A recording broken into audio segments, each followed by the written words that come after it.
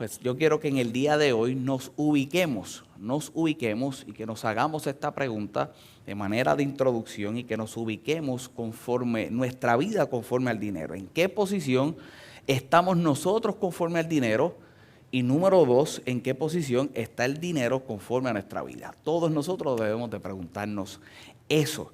Y más aún cuando lo vemos en el aspecto espiritual y lo vemos en el aspecto de lo que Dios quiere que suceda en nuestra vida, la conciencia conforme al aspecto financiero. Y yo quiero que de inmediato me acompañes al libro de Lucas, el capítulo 12, el verso 32.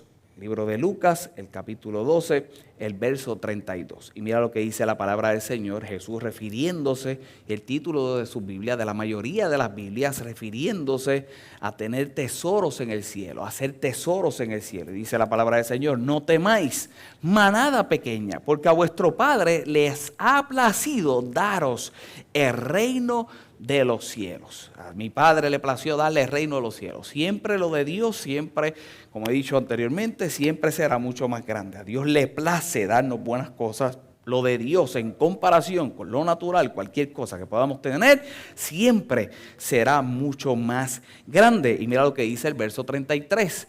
Y cómo Jesús lleva a consideración a toda esta gente, y no solamente a toda esta gente, a todo el que esté expuesto a esta enseñanza, a lo que nosotros miraríamos y consideraríamos como un extremo, y definitivamente pudiera ser un extremo. Mira lo que le dice Jesús a este grupo de personas: vende lo que poseéis y dad limosna. Y mira esto: haceos bolsas que no envejezcan, tesoro en los cielos que no se agote, donde el ladrón no llega ni polilla destruye. Mira esto, trae tres cosas. Número uno, la posesión, refiriéndose a todo lo que tienes en la mano en el momento. Él dice, vende todo lo que tienes en tu mano.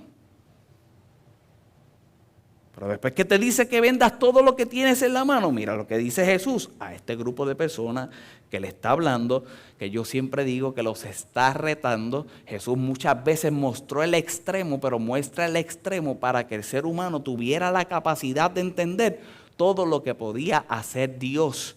El estado de dependencia que debe tener el hombre no es de ningún bien material, es de Dios. Y Dios le dice, manada mía, tranquilo, ese es el comienzo. Confía en mí, si les he entregado el reino de los cielos. En otras palabras, no es suficiente, siempre será mucho más grande. Y le dice, mira el nivel que puede llegar, vende todo lo que tienes. Pero mira qué curioso, que establece el hecho de que vendas todo lo que tienes para que hagas una práctica. ¿Y cuál era la práctica? Él dice, número uno, eso que tienes en tu mano, muestra compasión con ellos. Cuando se refiere a limosna, y nosotros vimos anteriormente lo que era el aspecto de la limosna. Pero mira esto, al tú mostrar compasión o al tú practicar la dadivosidad, al tú practicar la generosidad, como mencionamos en mensajes anteriores, hay una manifestación de lo de Dios en ellos. Y entonces Él dice, y se refiere entonces al aspecto de la bolsa. Entonces, haz una bolsa que no se envejezca. ¿Y a qué se refiere Jesús con ese aspecto de la bolsa? Él se refiere, el depósito que tú haces, entonces cambia. Cuando tú practicas dadivosidad, la realidad es que haces un depósito. Y ese depósito que tú estás haciendo, que es un depósito, es lo de Dios, es refiriéndose a dónde va el dinero, es refiriéndose a un monedero. Todo lo de Dios, escucha bien, apela a que se preserve. Cuando tú das, cuando tú muestras dadivosidad, cuando tú practicas el aspecto financiero y el desprendimiento de lo financiero en Dios, realmente, de las manifestaciones que tienes, es ese verso que Él dice, haz bolsa que no se envejezca. Él apela a que eso que tú estás manifestando, aún naturalmente hablando, sea preservado. La inversión que se hace correctamente al dar, hay en nuestra vida preservación. Yo he escuchado este comentario muchas veces en gente que practica el principio espiritual del dar. Específicamente, la gente que practica, y lo vamos a ver en las próximas semanas, y con eso concluiremos esta línea de pensamiento, el diezmo y la ofrenda. Practican el diezmo y la ofrenda, y yo he escuchado este comentario muchas veces que yo no tengo explicación, que yo no puedo explicarlo porque esto hay que experimentarlo, esto hay que vivirlo más allá de poder practicar, de poder enseñarlo, de poder explicarlo, como te estoy diciendo hace un rato, esta expresión. Yo no sé cómo, pero a mí me da y me sobra. Yo no sé cómo lo hace, pero a mí no me ha faltado nada. Yo no me explico. Aquí tienes una explicación dentro de lo que no te puedo explicar. ¿Cuál es la explicación? Tú estás teniendo una práctica y en esa práctica estás depositando tu confianza en Dios, y lo que sucede es, lo que dice esa palabra, que lo que tienes se preserva.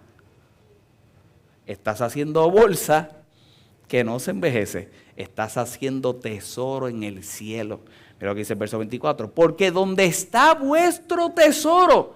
Y mira esto y cuán complicado puede surgir en el pensamiento del hombre. Porque donde está vuestro tesoro, allí estará también vuestro corazón. Como vimos la semana pasada, la Nueva Traducción Viviente, allí está el deseo de tu corazón. Lo mismo, poderoso está el hecho de que donde esté tu tesoro está tu corazón. Yo creo que más grande es el hecho del deseo del corazón. La gente, si fracasa por algo en la vida, muchas veces es por lo que desea. Y es por la dirección del deseo del corazón. ¿Y cuántas decisiones tomamos por el deseo? ¿A cuánto nos exponemos por el deseo? Y cuántas veces muchas de las decisiones que tomamos por deseo involucran lo económico y se desvía el deseo del corazón. Y ahora Jesús le está diciendo, donde tú tienes tu tesoro, allí está tu corazón. Donde tú estás invirtiendo, allí definitivamente está el corazón. Y si de algo nosotros debemos de estar conscientes es de cuánto empleamos el dinero en el propósito de Dios. Si nosotros estamos conscientes de la manera en que empleamos el dinero, y no solamente de la manera en que yo empleo el dinero, si de la manera en que yo empleo el dinero está conforme al propósito de Dios en mi vida, hay preservación del dinero. Por eso yo tengo que orar a la hora de establecer un negocio. Voy a contar algo que yo he estado batallando estos días, y yo no soy así. Yo un día salgo de predicar de la cárcel, y viene un joven y se me acerca cuando me voy. Pero ese joven se me acerca y me dice, te van a hacer un ofrecimiento y no es de Dios. Y yo me voy. Como yo soy medio, yo lo analizo todo, y sigo pensando, y yo digo, sí, excelente, el ofrecimiento me hacen todos los días. A mí antes me llamaban casi todos los días a ofrecerme un multinivel. Entonces sería excelente vendedor. Y yo siempre le decía, cuando fuera pastor, jamás haré un multinivel. Y aún sin pastorear, le decía a mucha gente, no voy a hacer un multinivel. Empecé a trabajar con el pastor Otoniel, un montón de gente, mira esta oportunidad de negocio, no voy a hacer este tipo de negocio. Constantemente nos hacen ofrecimientos, porque ven quizás la capacidad de uno al hablar, la exposición, lo que fuera. Y cuando este joven me dice eso, yo lo tomo como que ofrecimientos me hacen a cada rato. ¿Qué ha pasado desde el día que salí de allí? He recibido más ofrecimientos que nunca. Hay muchos que me gustan. Hay muchos de los ofrecimientos que me han hecho que yo digo, son atractivos. Hay unos que tienen que ver con mi negocio, que definitivamente los tengo que analizar porque están ahí. Pero entonces, ¿cuál es el ofrecimiento? Más allá de lo que este joven puede haber dicho, ¿verdad? Y que uno lo va a considerar, uno no lo va a menospreciar, pero la relación que uno tiene con Dios, porque yo me tengo que dejar llevar para preservación de lo que yo voy a hacer. Yo me tengo que dejar llevar por el propósito divino en mi vida. Añade al propósito que Dios tiene en mi vida, definitivamente lo voy a hacer. Definitivamente me puedo exponer. ¿Por qué razón? Porque va a haber preservación. Por eso nosotros tenemos que conocer el corazón. Por eso nosotros tenemos que conocer nuestro corazón. Porque conforme a nuestro corazón, al alinearlo al corazón de Dios, se manifiesta propósito, y cuando se manifiesta propósito, tomo mejores decisiones en el aspecto financiero de mi vida. No es tan complicado. No es tan complicado. Es un asunto del corazón. Es con el corazón que realmente administramos lo de hoy. Es con el corazón que yo tengo que estar consciente de administrar lo que yo tengo en mi mano hoy. Lo que yo tengo en mi mano hoy. Y es con el corazón que realmente entonces yo me ubico con el aspecto financiero en mi vida. Miremos un ejemplo en el libro de Mateo, el capítulo 19, para tocar unos puntos adicionales que son los que yo quiero tocar realmente en el día de hoy. Con eso voy a cerrar y voy a ir muy rápido en esta historia. Miremos el aspecto del corazón y el aspecto de la ubicación conforme al dinero en la vida del ser humano y ese aspecto del propósito. Mateo el capítulo 19, el verso 16 al 30. Entonces vino uno y le dijo: Maestro bueno, qué bien haré para tener la vida eterna. Qué justo, qué bueno, qué digno yo tengo que hacer para tener la vida eterna. Esta es la famosa historia del joven rico, verso 17. Y él le dijo: ¿por qué me llamas bueno? Ninguno es bueno, sino uno, Dios. Mas si quieres entrar en la vida, guarda los mandamientos. Él les dijo: ¿cuáles? Y Jesús le dijo: no matarás, no adulterarás, no hurtarás, no dirás falso testimonio. Honra a tu padre, a tu madre, y amarás a tu prójimo como a ti mismo. Y el joven le dijo: todo esto lo he guardado desde mi juventud. Y entonces le dice: ¿qué más me falta? Un joven que tenía una posición en la sociedad, un joven que era rico, un joven que era, ¿verdad?, maestro de la palabra, un joven que tenía una posición social, un joven reconocido dentro de la sociedad. Ahora mira a Jesús y desea la clase de vida que tiene Jesús. Y ahora este joven se está haciendo una invitación, se acerca a Jesús y le dice a Jesús: ¿qué yo tengo que hacer para tener esa vida? ¿Qué tengo que hacer para tener tu vida? Esa vida que Jesús está enseñando. Y ahora Jesús comienza a hablarle bajo el lenguaje de lo que él conoce, que era la ley. Él era un maestro de la ley. Te voy a hablar conforme a la ley, porque tú quieres hablarme conforme a mi revelación, pero tú no la tienes. Ahora yo te voy a hablar conforme a tu revelación para ver si despiertas y tienes la mía. ¿Me expliqué? Este joven se acerca a Jesús y ahora con su revelación quería filtrar la revelación de Jesús. ¿Qué tengo que hacer? Y ahora Jesús le habla conforme a lo que él conocía. A ver si el hombre despertaba, que no era suficiente. ¿Qué tengo que hacer? Jesús le dice: pórtate bien, haz lo que tú sabes hacer. Eso yo lo hago desde mi juventud. Eso yo lo he hecho. Y mira la expresión: ¿qué más me falta? Cuestionando en qué se quedó corto. Este hombre ahora muestra lo superficial.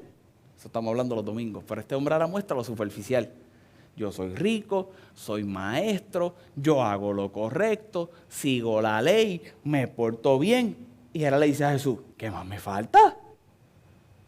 Si he hecho todo lo correcto hasta ahora, dime qué me falta.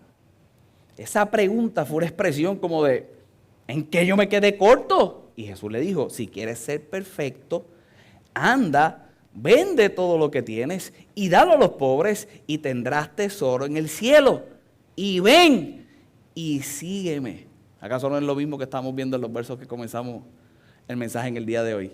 Ahora vemos un muchacho, ahora vemos una persona que realmente, si comenzamos a analizar naturalmente su vida, tenía todo lo necesario. Este joven había hecho todo lo correcto que se tenía que hacer en la sociedad. Él quería ir más allá. Él comienza a establecer esta conversación con Jesús y ahora Jesús lo lleva al hecho de estar completo. Ahora Jesús lo lleva al hecho de tener un crecimiento no solamente moral, sino un crecimiento mental, un crecimiento de dependencia completamente de Él. Y eso solamente surge en el interior, eso solamente surge en el corazón. ¿Y cómo se tenía que practicar? Con desprendimiento. Ahora Jesús le dice: sí, es grande lo que has hecho. Puedes hacer algo más grande. Depende completamente de mí.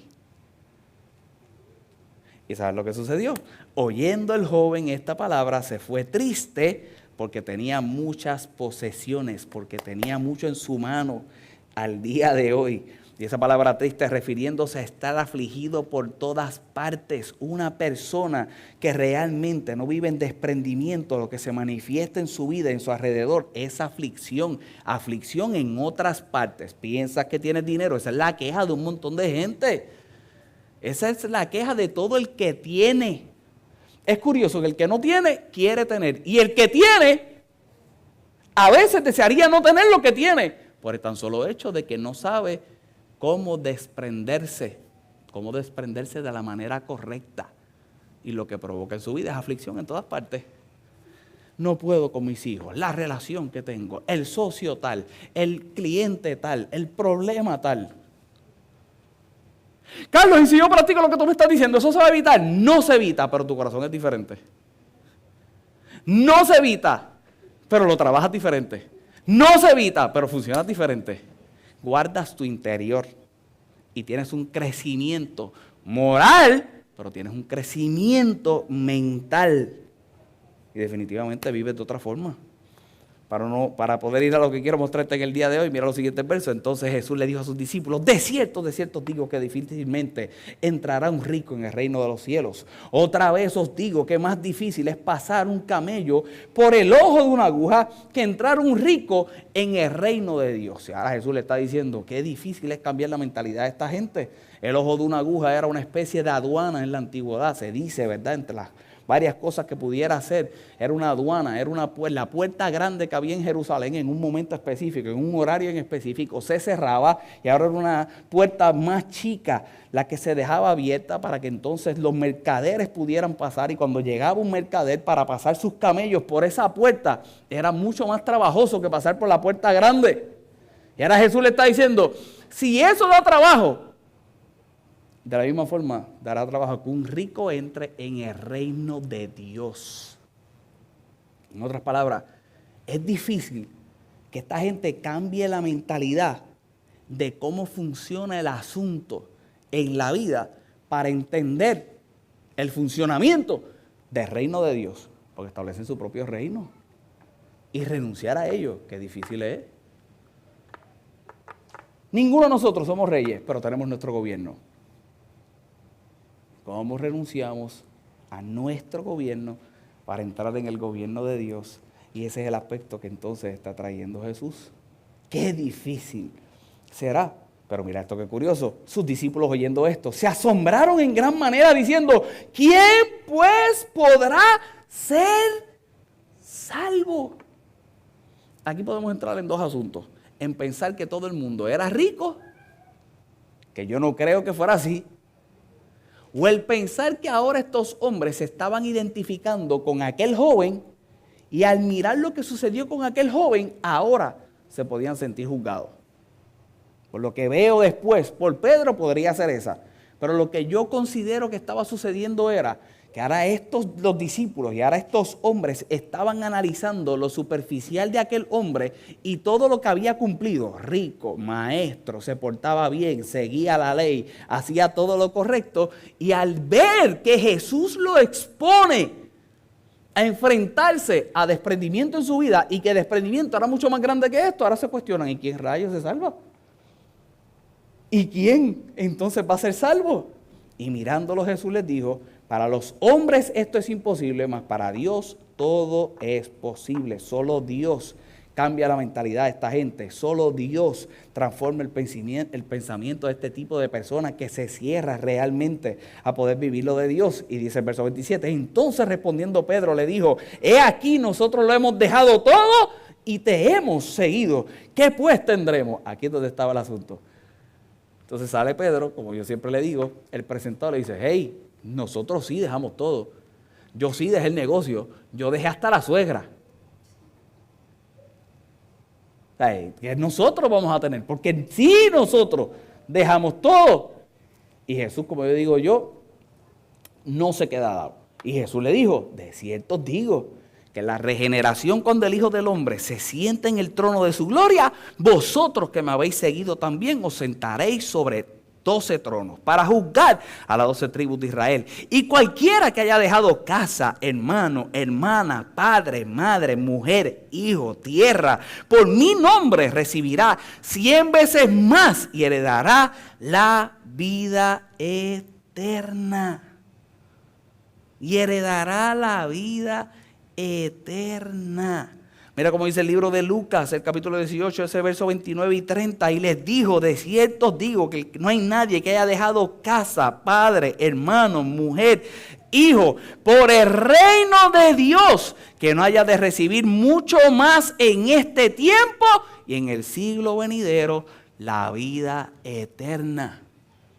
La gente pensaría que solamente el aspecto del más allá, pero no solamente ser bendecidos en el más allá, sino que en el más acá, cuando actúo correctamente por los principios de Dios y el principio más grande realmente siendo la dependencia completamente de Él, aquí y ahora también tenemos un gran beneficio. En vez de ser 12 hubieran sido 13. Jesús lo invitó a que caminara con Él, a que aprendiera de Él, a que viviera por Él. Pero este muchacho no se supo ubicar. Y no se supo ubicar en su vida por el tan solo hecho de no saber ubicar el dinero en su vida. Y eso es lo que yo te decía desde el principio. ¿Dónde me ubico yo conforme al dinero y dónde ubico el dinero conforme a mi vida? Este muchacho no trascendió en lo que realmente quizás pudo haber sido llamado por el tan solo hecho de no crear una vez más esa dependencia de Dios, de no ir más allá en el aspecto de ubicarse financieramente hablando en lo de Dios. Yo quiero que en el día de hoy tú puedas analizar el hecho de esa ubicación, de que realmente, como muchas veces nosotros miramos en el aspecto eclesiástico, cómo se le llama al hecho de poder trabajar las finanzas, llamándosele mayordomía. Pero se le llama mayordomía porque si hay algo que nosotros debemos ubicarnos en nuestro pensamiento conforme a lo financiero, es en el hecho de que nosotros tendremos que ser mayordomos. Nosotros no somos dueños de nada. El cristiano, el creyente, tiene que creer y tiene que entender que la realidad es que no es dueño de nada. Dios es el dueño de todo. Dios es el dueño de todo. Y yo soy mayordomo de lo de Dios. Así yo me ubico diferente. Es lo que he dicho anteriormente. Todos nosotros cometemos errores financieramente hablando. Yo estoy pagando errores del pasado todavía. ¿Pero por qué estoy pagando los errores? Porque he tenido una conciencia de que tengo que ser mayordomo de lo de Dios. De que tengo que actuar responsablemente. Porque el dueño de todo, realmente, es Dios. Nosotros somos, por decirlo así, partícipes de lo de Dios. Nosotros somos, por decirlo así, administradores de lo de Dios. Nosotros somos socios de Dios. Yo sé que hay 2 o 3 que eso les choca. Porque esa palabra sociedad, si lo medimos por la experiencia natural, como te voy a mostrar en un momento, definitivamente nada de esto nos haría sentido. Si no lo miramos con el corazón correcto, si no lo miramos de la manera correcta, si no lo miramos por lo de Dios. Para cerrar en esta noche, acompáñame al libro de Lucas. Lucas, el capítulo 16. Con estos versos cerramos. Lucas, el capítulo 16. Cada uno de nosotros, como lo hemos mencionado anteriormente, somos colaboradores de Dios. ¿Cómo Dios, pregúntate, cómo Dios bendecirá naturalmente a alguien si no es usando un ente natural? Y ese ente natural debemos ser tú y yo. ¿Cómo realmente Dios va a bendecir a alguien en lo natural si no tiene a alguien en lo natural para que pueda entonces ser ese canal de bendición? Somos nosotros los colaboradores, somos nosotros esos administradores, somos nosotros esos que somos partícipes de lo de Dios. Mira lo que dice el verso 1 de ese libro de Lucas, el capítulo 16. Dice la palabra del Señor. Y Jesús le contó la siguiente historia a sus discípulos. Esto es una historia que Jesús cuenta. Y Jesús le contó la siguiente historia a sus discípulos. Creo que estoy leyendo la Nueva Traducción Viviente, por si están mirando raro. Estoy leyendo la Nueva Traducción Viviente. Y Jesús le contó la siguiente historia a sus discípulos. Y lo estoy leyendo la Nueva Traducción Viviente porque la realidad es que con la Reina Valera tiende a confundir algo que voy a resaltar en un momento. Así que leamos de la Nueva Traducción Viviente. Y Jesús le contó la siguiente historia a sus discípulos. Había cierto hombre rico que tenía un administrador. Y por eso quise utilizar esta versión, porque se refiere a administrador. La versión Reina Valera se refiere a mayordomo, que tiene un mayordomo. Por eso estoy utilizando esta versión. Aclarado está. Había un cierto hombre rico que tendría un administrador que manejaba sus negocios. Y un día llegó la noticia de que el administrador estaba malgastando el dinero de su patrón. Ahora el administrador estaba malgastando el dinero del dueño, ¿verdad? Y dice la palabra del Señor. Entonces el patrón lo llamó y le dijo, ¿qué es esto que oigo acerca de ti? Prepara un informe final porque voy a despedirte. Esto lo trae un lenguaje un poquito más simple. Te está malgastando y ahora el dueño le dice, el jefe le dice, hey, ven acá, prepárame un informe final, dime cuánto me deben por ahí, porque te voy a votar. Y mira lo que pasa, esta historia muy interesante. Y el administrador pensó, ¿y ahora qué haré? Mi jefe me ha despedido, no tengo fuerzas para cavar zanjas y soy demasiado orgulloso para mendigar. Mira la mentalidad de este tipo. Este tipo lo van a botar del trabajo porque lo hizo mal. Y ahora dice, ¿qué rayos voy a hacer? Porque la realidad es que no voy a coger sol, no voy a trabajar, no voy a ir a coger sol, pero tampoco me voy a ir a mendigar porque yo soy tan orgulloso que no puedo mendigar. Esto es una historia de Jesús. Es lo que dice la palabra del Señor. Entonces, verso 4. Ya sé cómo asegurarme de que tendré muchos amigos que me recibirán en sus casas cuando mi patrón me despida. Verso 5. Entonces invitó a todo aquel que le debía dinero a su patrón para conversar sobre la situación. Y le preguntó primero, ¿cuánto debes a mi patrón? El hombre contestó, le debo 100 medidas de aceite de oliva. Entonces el administrador le dijo, toma la factura y cámbiala a 50 medidas. Ahora sí que el tipo dice, yo me voy a echar a 2 o 3 en el bolsillo, estos sí que me van a querer a cuesta del jefe. Le debía 100, 50% de descuento. Lo que dice la palabra del Señor, le debo 100 medidas de trigo. Entonces el hombre contestó, le debo 100 medidas de aceite de oliva. Entonces el administrador le dijo, toma la factura y cambia las 50 medidas. Le preguntó al siguiente, ¿cuánto le debes tú? Le debo 100 medidas de trigo. Respondió, toma la factura y cámbiala a 80 medidas, le dijo. El hombre rico tuvo que administrar a este pícaro deshonesto por su astucia, tuvo que admirar. Dice, tuvo que admirar a este pícaro deshonesto por su astucia. Y la verdad es que los hijos de este mundo son más astutos que los hijos de la luz al lidiar con el mundo que los rodea. Y esto es lo que yo digo que podía causar confusión. Porque ahora vemos a Jesús, hasta cierto punto, sobresale el aspecto de que este tipo era un truquero. Dice que el dueño en ese verso, el dueño se admiró de cómo este tipo reaccionó. Y entonces Jesús entra en esta disyuntiva que le dice, no, este tipo, truquero, funcionó como funciona el mundo, como funciona la gente. Fue sagaz. Entonces dice, yo no entiendo cómo los hijos de la luz no pueden trabajar, no pueden funcionar. Mira esto. Aquí entonces se pone complejo el asunto. El hombre rico tuvo que admirar a este pícaro deshonesto por su astucia. Y la verdad es que los hijos de este mundo son más astutos que los hijos de la luz al lidiar con el mundo que los rodea. ¿Por qué? Están lidiando con el mundo que los rodea. Pero mira lo que dice el verso 9. Aquí está la lección. Hace todo el cuento y ahora explica esta parábola. Y dice, usen sus recursos mundanos para beneficiar a otros y para ser amigos. Entonces, cuando esas posesiones se acaben, ellos les darán la bienvenida a un hogar eterno. Y aquí es donde realmente está el principio, y aquí es donde realmente está la diferencia, y aquí es donde realmente está la enseñanza de Jesús, y aquí es donde realmente entra el aspecto del corazón. Dice el verso 10, si son fieles en las cosas pequeñas, serán fieles en las grandes.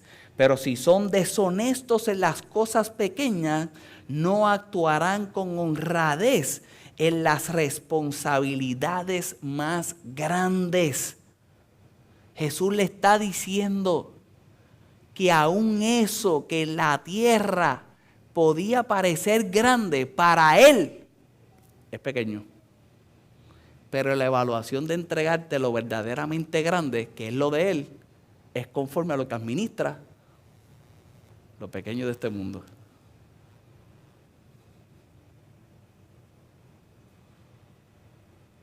Es de la forma en que yo trabajo con lo que es pequeño para Él, pero en mi pensamiento natural es grande. El salario que cada uno de nosotros generamos para nuestro pensamiento es grande y todos es diferente. Pero es grande porque yo lo trabajé, yo me lo gané, pero debe ser grande porque yo lo tendré que administrar. Para Dios no es grande. Para Dios hay algo más grande. Pero para poderte entregar lo más grande, siempre valorará cómo tú trabajas lo que es grande para ti, pero pequeño para Él.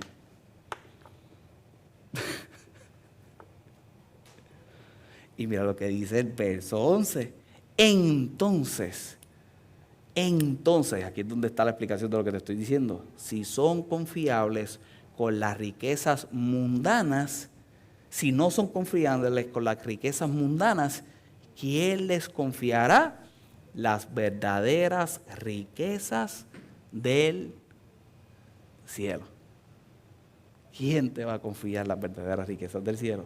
Y mira el verso 12. Y si no son fieles en las cosas de otras personas, ¿por qué se le debería confiar lo que es de ustedes?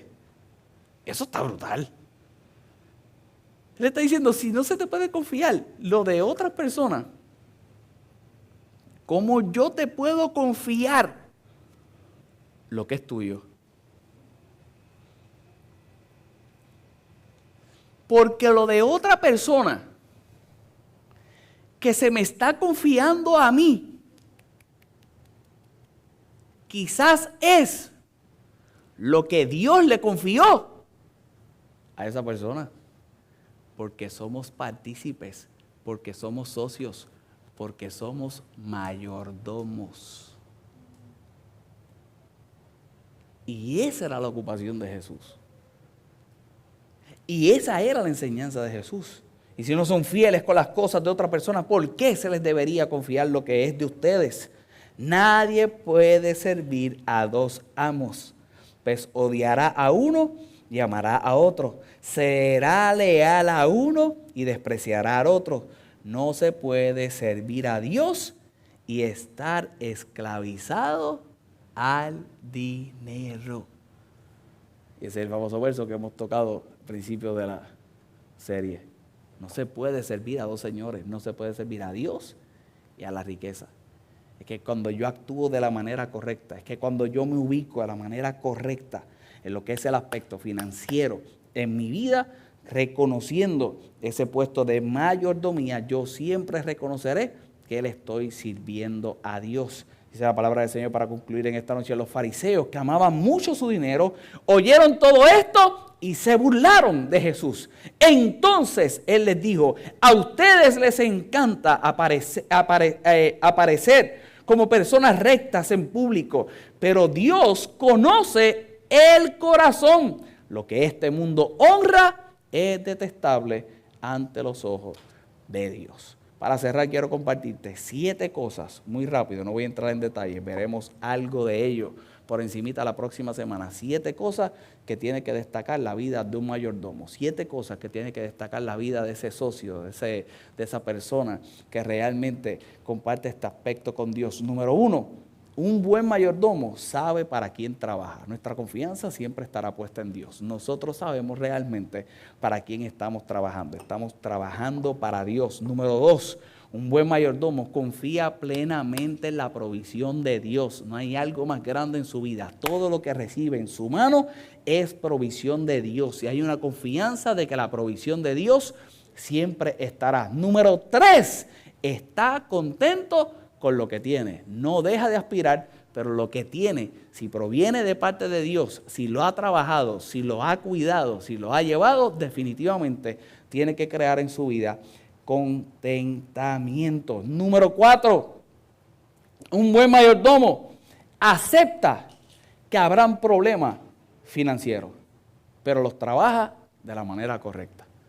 No es que no van a haber problemas financieros, llegarán los problemas financieros, pero se van a trabajar de la manera correcta. Número 5, y esta a mí me gusta muchísimo porque yo soy de los que celebro los logros de los demás. Número 5, no tiene problemas con el éxito de los demás. Un buen mayordomo no tiene problema con el éxito de los demás. Él reconoce que de la misma forma en que Dios los ha bendecido y puede ser exitoso, así Dios bendice la vida de otros. Número 6, el éxito propio no lo desvía de quien se lo dio. Un buen mayordomo está consciente que es Dios el que da el éxito. Y número 7, para cerrar en esta noche, un buen mayordomo no tiene ningún problema en rendir cuentas.